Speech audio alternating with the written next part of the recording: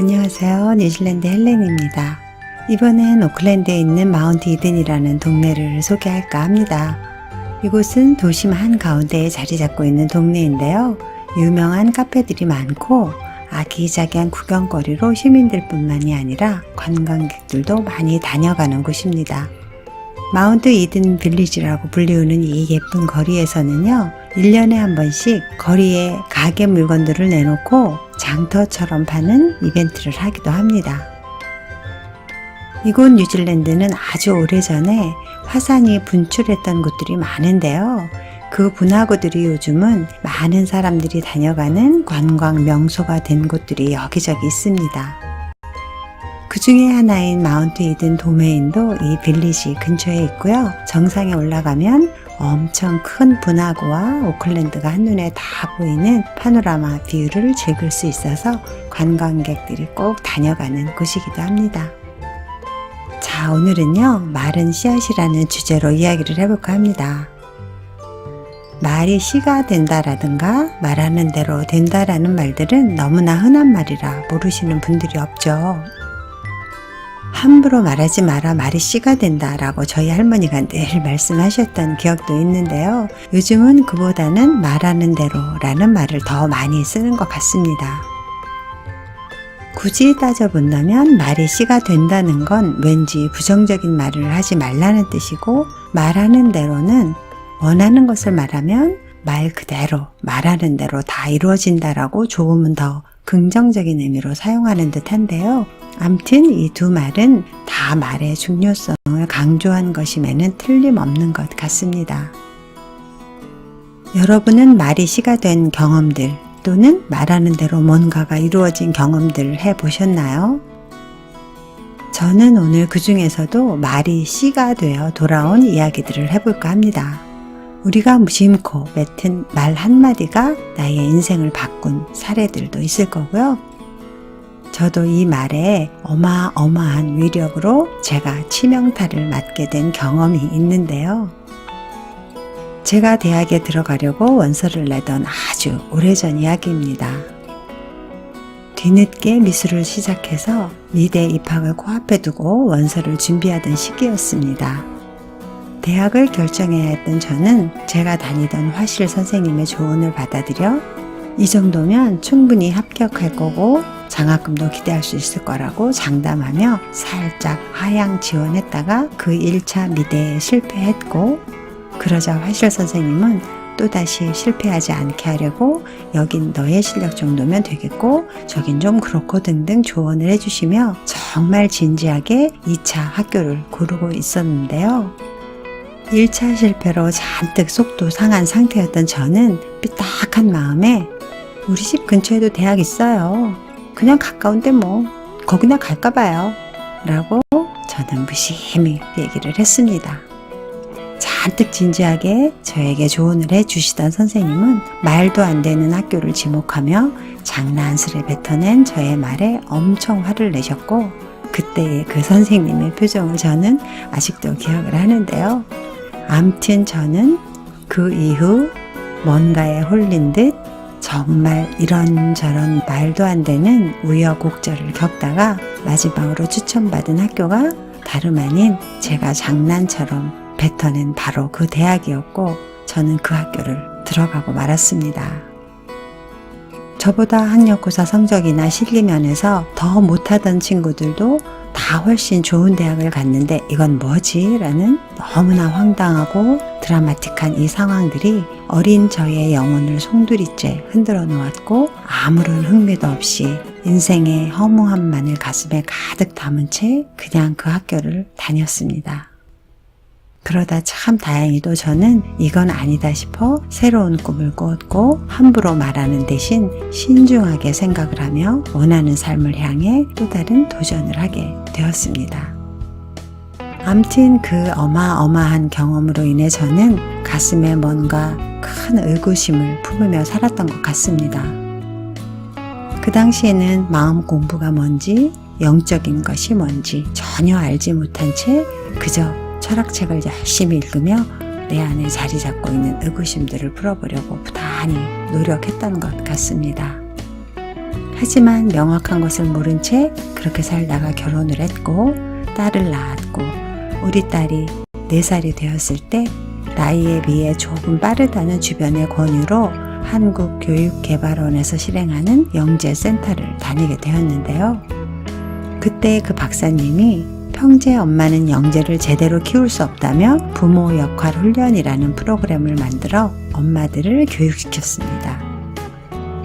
우리가 어떻게 말을 할 때 효과적인지, 물론 아이의 엄마로서 자녀들, 특히 영재인 아이들과 어떻게 소통해야 하는지가 교육의 주 초점이었지만요. 그 교육을 통해 저는 정말 말의 중요성을 배웠습니다. 잘못 내뱉은 말이 운명의 장난처럼 돌아오기도 하지만 말을 잘하는 것은 무엇보다도 큰 교육 효과를 가져올 수도 있다는 건데요. 예를 들면요.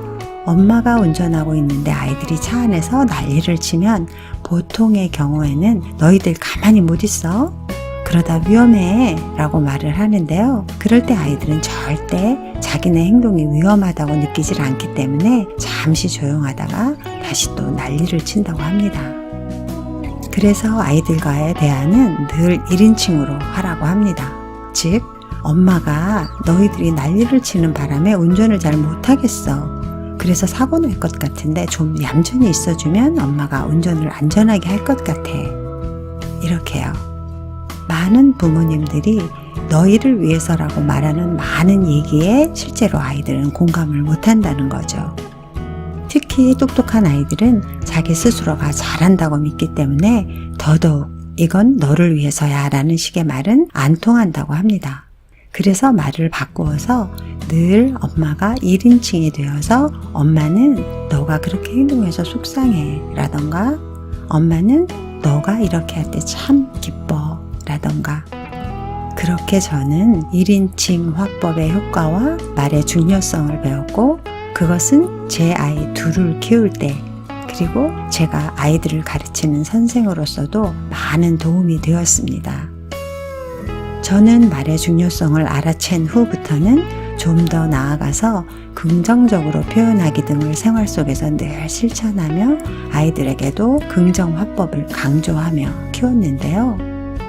그러다 보니 비가 오는 아침에 나가며 옷 젖을까봐 짜증내는 대신에 나무들은 오늘 좋겠네.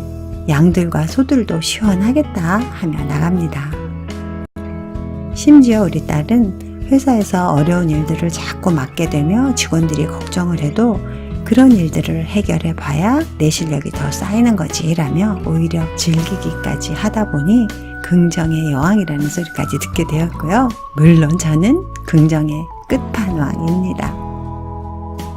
암튼 저는 이렇듯 아이들이 성인이 된 지금도 말의 위력을 늘 강조를 합니다. 제가 아이들을 키우며 오랫동안 해보니까요. 참 쉬운 것 같지만 쉽지 않은 게 긍정적으로 말하기더라고요. 예를 들면 물 엎으면 안 돼 라고 말하는 대신에 조심해서 들고 가 라고 하고요. 새 옷에 뭐 묻히면 안 돼 대신에 먹을 때 조심해. 소리 지르지 마. 시끄러워. 대신에 좀 조용히 해줄래? 그 가방 잃어버리면 안 돼. 대신에 가방 잘 챙겨. 놓치면 안 돼. 대신에 꼭 잡아. 이렇게 대화법을 바꾸면 훨씬 효과적인 아이들 교육을 할 수 있고요. 네가 그래서 뭐가 되겠니? 라던가 네가 그렇지 뭐. 너 그럴 줄 알았어. 하지 말랬지? 등등 이렇듯 우리가 무심코 쓰는 말 중에는 부정적인 표현이 참 많은데요. 의식적으로 자꾸 긍정적인 단어를 선택해서 쓰는 버릇을 들여야 할 것 같습니다. 왜냐하면요. 우리의 잠재의식은 우리가 하는 말이 좋다, 나쁘다 라는 평가를 못하고 그 단어를 그대로 받아들인다고 합니다. 그래서 부정적인 말을 듣고 자란 아이들은 나는 그런 사람인가 보다 라는 생각으로 그 말대로 결과가 나오게 하기 때문에요. 우리는 무심코 내뱉는 안 돼 또는 아니야 라는 부정적인 단어들이 잠재의식에 자리 잡지 않도록 긍정 화법을 쓰려고 노력해야 할 것 같습니다. 자신의 의지와 상관없이 그저 입에서 흘러나온 말 한마디로 일약 스타가 되기도 하고, 그동안 힘겹게 쌓아온 공든탑이 부정적인 말 한마디로 다 무너지기도 하는 연예인이나 주변의 사례도 많이 들어보셨을 거예요. 심지어 자기가 히트치며 늘 불렀던 노래 가사처럼 인생이 흘러갔다는 가수들 얘기도 심심치 않게 듣곤 하는데요. 이렇듯 말에는 엄청난 힘이 숨어 있어서요. 어떤 말을 지속적으로 하느냐에 따라 우리의 미래가 달라지기 때문에 아휴, 이래서 되겠어? 라던가 안 되면 어떡하지? 또는 에이, 재수없어, 짜증나 등등 부정적인 말을 자주 하면요, 그 부정적인 말에 힘이 실려서 실패를 향해 나가는 결과를 초래하기 때문에요. 어려움을 겪고 있는 상황일 때는 더더욱 입단속을 잘하여서 의도적으로라도 긍정적인 말을 스스로에게 계속 한다면 그 말이 또 씨가 되어 좋은 결과를 가져올 거라 믿습니다. 그런데요, 여러분, 이 불쑥 튀어나오는 말은 생각에서 시작된 거라는 것도 다 아시죠? 결국은 우리의 생각이 잠재의식에 저장되어 있다가 무의식으로 툭 튀어나오는 거잖아요. 그래서 좋은 말로 좋은 씨앗이 되게 하려면 그에 앞서 좋은 긍정적인 생각을 해야 하는 건 더더욱 중요하겠죠. 우리가 전생, 즉 태초부터 알게 모르게 쌓아온 생각들이 현재 우리의 모습이 되어진 거라서요. 간절히 원하던 일이 이루어지지 않았을 때도, 또는 당연히 될 거라고 믿었던 일들이 허무한 결과를 가져온다 해도 더 좋은 것이 오려고 이번 것은 안 이루어졌구나 하고 모든 결과를 다 좋게 생각해서 내려놓고 절대 우리의 잠재의식에 부정을 심지 말아야 합니다. 우리가 무지에서 이미 잠재의식에 심어놓은 많은 부정적인 에너지를 정화시키고 나은 삶을 살기 위해서 호흡포노포노 등의 명상을 하기도 하잖아요.